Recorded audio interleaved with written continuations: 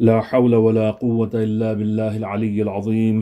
अऊज़ु बिल्लाहि मिनश शैतानिर लईनिर रजीम। बिस्मिल्लाहिर रहमानिर रहीम। व बिही नस्तईन व हुवा खैरु नासिरिन व मुईन व सल्लल्लाहु अला मुहम्मदिन व आलिहि त्तय्यिबीन अत्ताहिरीन। अम्मा बअद फ़क़द क़ाल अल्लाहु सुब्हानहु तबारक व तआला फ़ी किताबिहिल मजीद व फ़ुरक़ानिहिल हमीद व क़ौलिहिल हक़। बिस्मिल्लाहिर रहमानिर रहीम।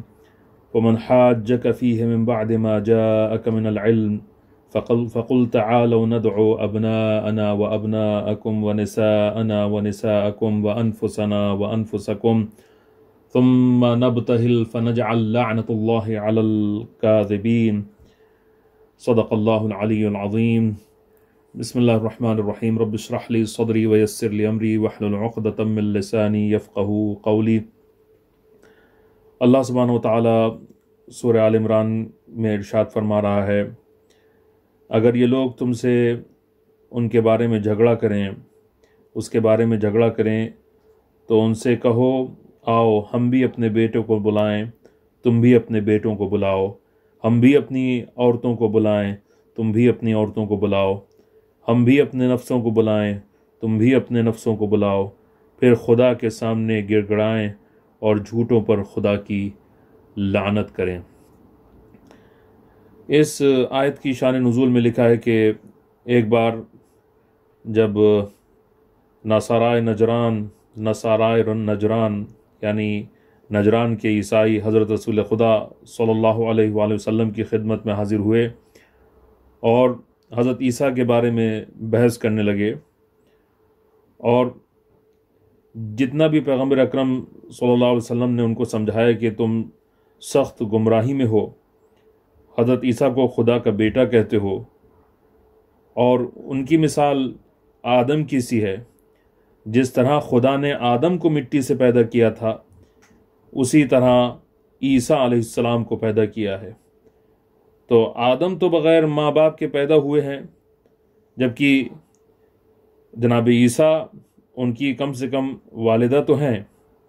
तो जब आदम, जिनके दोनों ना माँ हैं ना बाप हैं, वो खुदा के बेटे ना हुए तो हज़रत ईसा कैसे हो गए?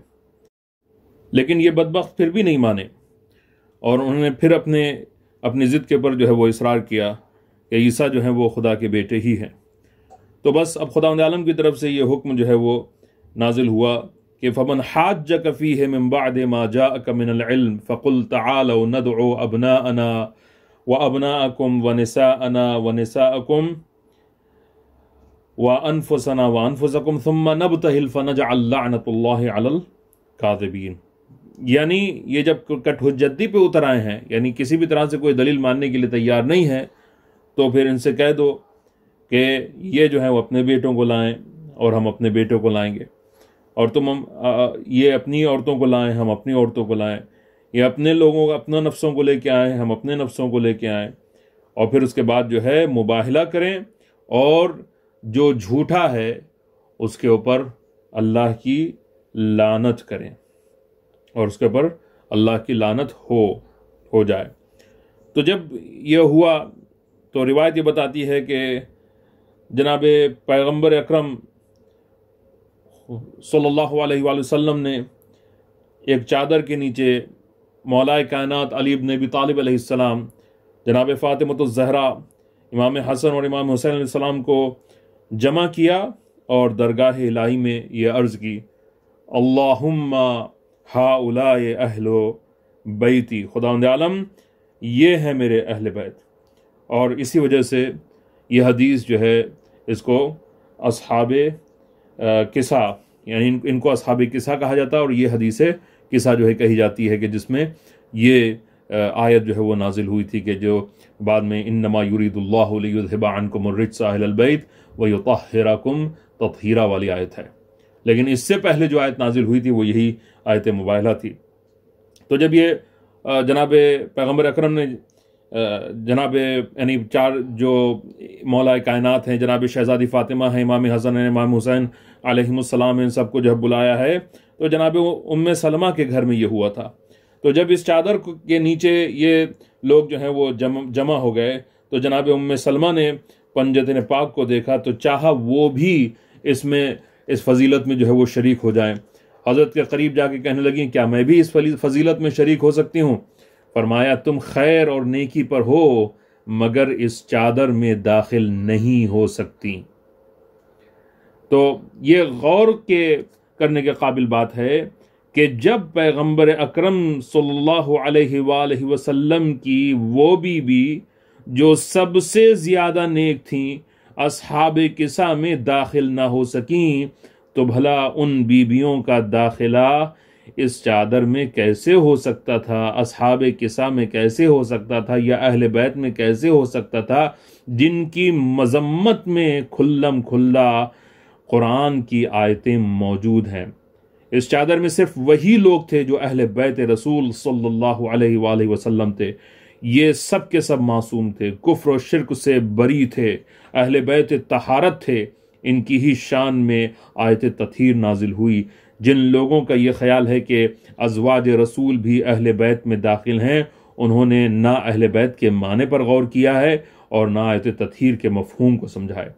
भला आयत तथहीर में नबी की वो बीबियां क्यों कर दाखिल तहारत इलाहिया का मिस्ताक बन सकती हैं कि जिनकी शान में खुदावंद आलम ने साफ साफ सूरह तहरीम में कहा है, फ़क़द सग़त क़ुलूबुकुमा, तुम दोनों के दिल टेढ़े हो गए हैं।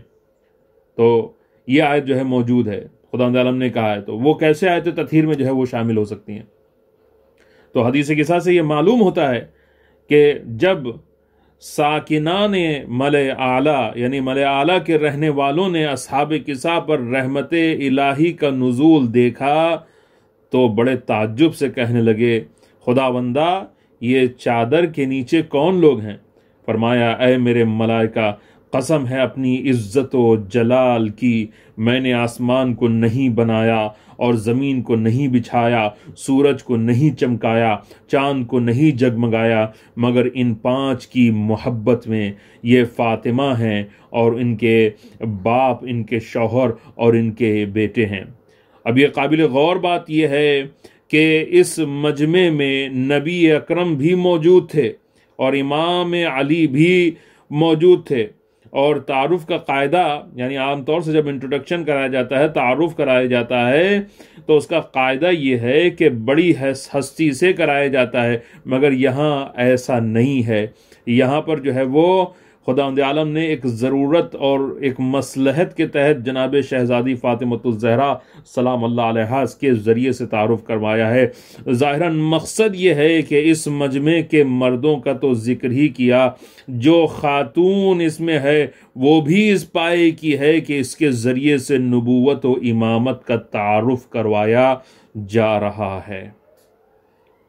तो बहरहाल अलगरज़ हज़रत रसूल खुदा सल्लल्लाहु अलैहि वसल्लम ने अपने अहले बैत को जो अस्हाब किसा हैं लेकर इसी तरह मुबाहले को निकले कि इमाम हुसैन अलैहिस्सलाम, इस तरह से मुबाहले के निकले कि इमाम हुसैन अलैहिस्सलाम आपकी गोद में थे, इमाम हसन अलैहिस्सलाम आपकी उंगली पकड़े हुए थे, आपके पीछे हज़रत फ़ातिमतुज़ ज़हरा सलामुल्लाह अलैहा, उनके पीछे हज़रत अली अलैहिस्सलाम थे। ये गोया आए मुबाहला की अमली तफसीर थी कि जो पैगंबर अकरम जो है पेश कर रहे थे। जिस तरतीब से वहाँ ज़िक्र है उसी तरतीब से रसूल अपने अबना और निसा और नफ्स के मिस्ताक को लेकर निकले हैं। आप अपने अहले बैत से फरमाते जाते थे, जब भी मैं बद्दुआ करूं तो तुम सब आमीन कहना। इससे मालूम हुआ कि जितना हजरत को अपनी दुआ के रद्द ना होने का यकीन था, उतना ही उनकी आमीन ना रद्द होने का था। और इस सिलसिले में यह भी नुक्ता काबिल गौर है कि हजरत ने भरे कुनबे और हजारों असहाब की मौजूदगी में इन 4 ही का इंतखाब क्यों किया? इसका जवाब यह है कि यही सिर्फ 4 हस्तियां थीं कि जिनकी आमीन के कबूल होने में हजरत को जरा भी शुबा न था। दूसरे न ये कोई मादी जंग थी कि तमाम असहाब को, सहाबा को साथ लेके निकलते और अपने ग्रुप की नुमाइश करते। ना कोई दावत थी कि ख़ानदान वालों को साथ ले जाते, बल्कि ये एक रूहानी जंग थी, रिसालत की तस्दीक का मामला था। लिहाजा ऐसे ही लोगों को ले जाना चाहिए था जो कभी झूठ ना बोलने वाले हों, जिन्होंने कभी झूठ ना बोला हो, जिन्होंने सिवाय खुदा के कभी किसी और को माबूद ना बनाया हो। वरना झूठा झूठे पर लानत कैसे कर सकता है? जिसने दूसरे को माबूद या शरीक कार खुदा बनाया हो, पार्टनर बनाया हो खुदा का, वो किस तरह से नसाराए नजरान को झुटला सकता है और उनको उनके ऊपर जो है वो लानत कर सकता है।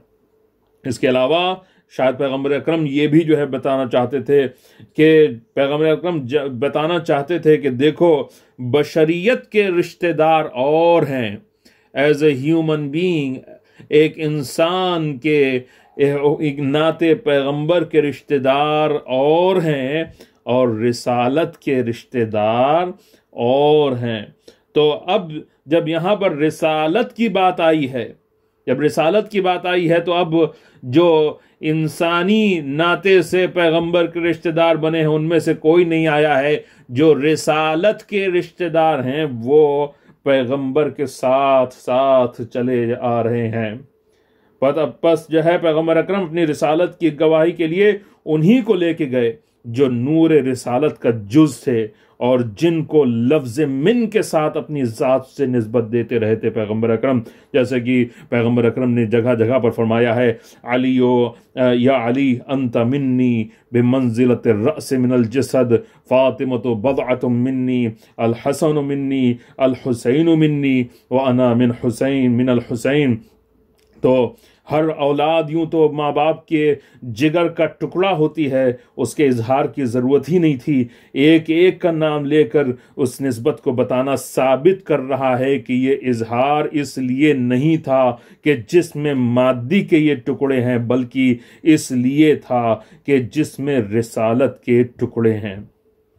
और ये भी याद रखने के काबिल है कि यही वो एक निराली फजीलत है अहले बैत अलैहिमुस्सलाम की, कि जिसके बारे में उनका सख्त से सख्त कट्टर दुश्मन भी चूं चिरा नहीं कर सकता है और नहीं कर सका। और आए मुबाहला में किसी को तावील की गुंजाइश नजर ही नहीं आई, यानी कोई और उसको डाइवर्ट करके कुछ और कर ही नहीं सका, क्योंकि दूसरी आयतों में बहुत से लोगों ने दूसरों को शामिल करने की कोशिश की और उसकी तफसीरें बदल डाली, लेकिन इसमें जो है कोई रास्ता ही नहीं है कि जो दूसरों को इसमें शामिल किया जाए। तो हर एक को उनके नाम बताने ही पड़ते हैं, और उनके अलावा किसी जन और मर्द को, किसी मर्द और औरत को जो है इसमें शामिल करने की किसी की हिम्मत नहीं है। तो नसाराए नजरान के सरदार ने जब अपनी कौम से पहले ही कह दिया था कि अगर मोहम्मद सल्लल्लाहु अलैहि वसल्लम मुबाहले के लिए गैरों को लाएं तो समझ लेना कि उनको अपनी सदाकत पर, सच्चे होने पर पूरा भरोसा नहीं, और अगर अपने ख़ास रिश्तेदारों को लेके आए तो समझ लेना कि उनको अपनी सदाकत पर इतना एतमाद है कि वो क़त्अन अज़ाब इलाही से, बिल्कुल अज़ाब इलाही से बेखौफ हैं। इस वजह से हज़रत रसूल खुदा सल्लल्लाहु अलैहि वसल्लम को इस शान से आते देखा तो वो कहने लगा, या माशरन नसारा या माशरल अंसार इन्नी लअरा वुजूहन लौ सअलुल्लाह अन युज़ीलल जबला लअज़ालहु वल्लाहि। ऐ नसरानियों, ऐ ईसाइयों, मैं ऐसे चेहरे देख रहा हूं कि अगर ये खुदा से पहाड़ के हटने का सवाल करें तो खुदा जरूर हटा देगा। तुम हरगिज इनसे मुबाहिला न करो, वरना एक नसरानी भी रुए जमीन पर बाकी न रहेगा। बेहतर यह है कि तुम जजिया देना कबूल कर लो। तो जो लोग सिर्फ कुरान के काफ़ी होने के कायल हैं वो ज़रा समझें कि पैगंबर अकरम 3 रोज़ तक के मुतवातिर बराबर उस कौम को आयात कुरानी से ये समझाते रहे कि हज़रत ईसा इब्नुल्लाह यानी अल्लाह के बेटे नहीं हैं।